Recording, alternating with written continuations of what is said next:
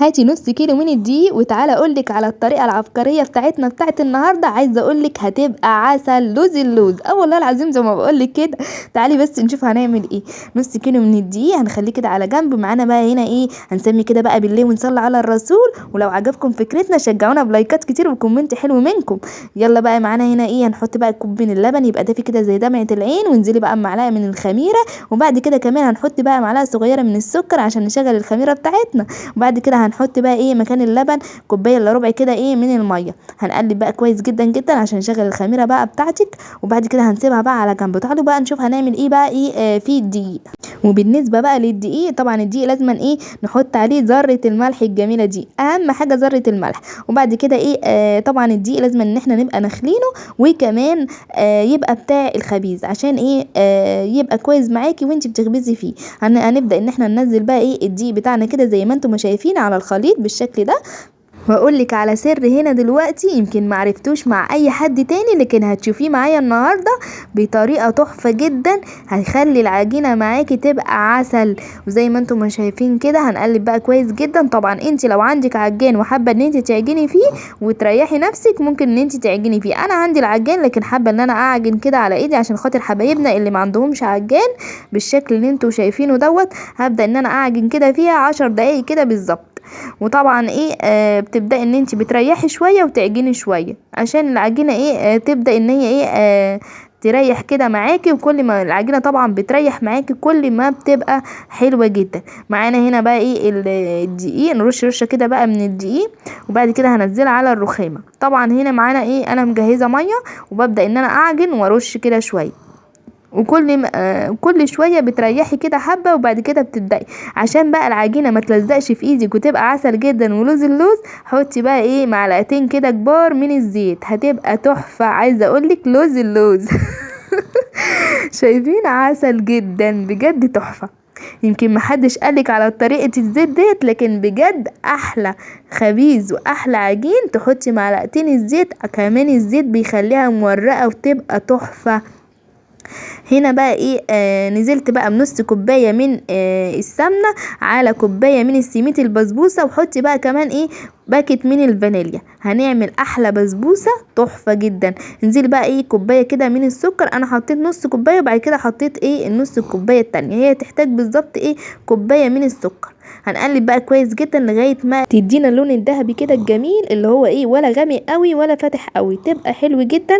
بعد كده طبعا ايه هنا بقى حابه ان انتي تضيفي ميه كده زي ما انا ما هضيف، او حابه ان انتي تضيفي لبن وتطعمي طعمها اكتر ممكن ان انتي تضيفي لبن، لكن انا حابه ان هي تبقى اقتصاديه فهضيف ايه ميه. هنضيف ايه كوبايه كده من الميه. وطبعا ايه هنسويها كده ونغطيها ونوطي عليها النار ونسيبها تشرب الميه بتاعتها.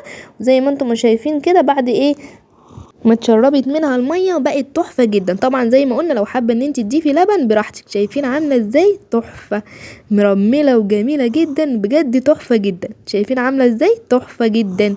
تعالوا بقى هنا نشوف الخبيز بتاعنا بعد ما ريحناه. هبدا بقى ان انا ايه بعمله كده رول، وببدا ان انا ايه اقطع منه كده ايه قطع صغيره قد حجم كده ايه الفطاير بتاعتنا بالشكل اللي انتوا شايفينه ده.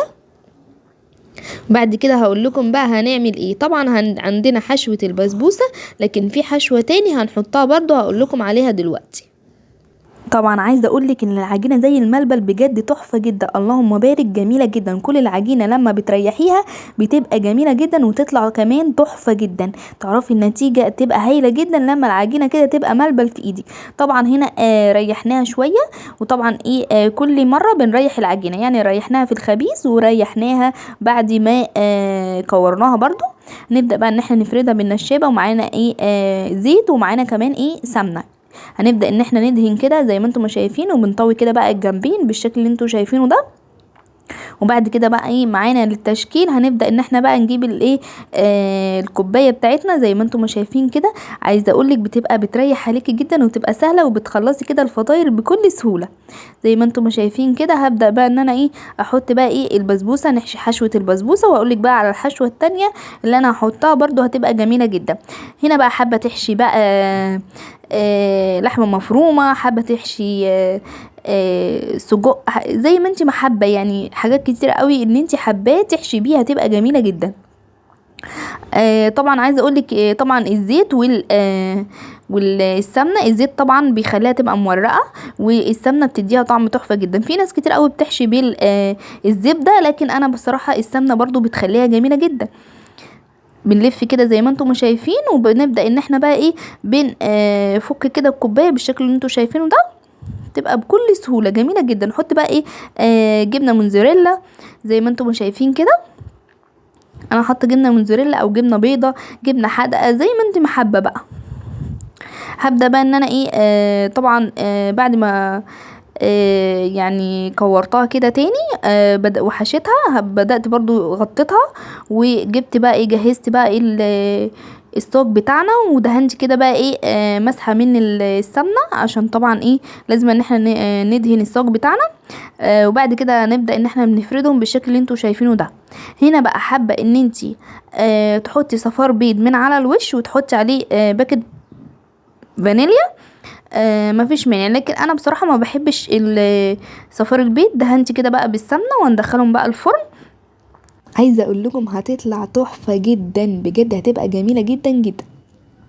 هندخلهم بقى الفرن، وهتطلع تحفه جدا، هتشوفوها معايا دلوقتي. عايزه اقول لكم عسل، شايفين شكلها عامل ازاي؟ بجد روعه، شايفين بجد، والا ريحتها وطعمها تحفه جدا. شايفين مستويه على الجهتين، ومستويه سوا حلو جدا. شايفين جميله جدا ازاي؟ تعالوا كده نقطعها مع بعض ونشوف.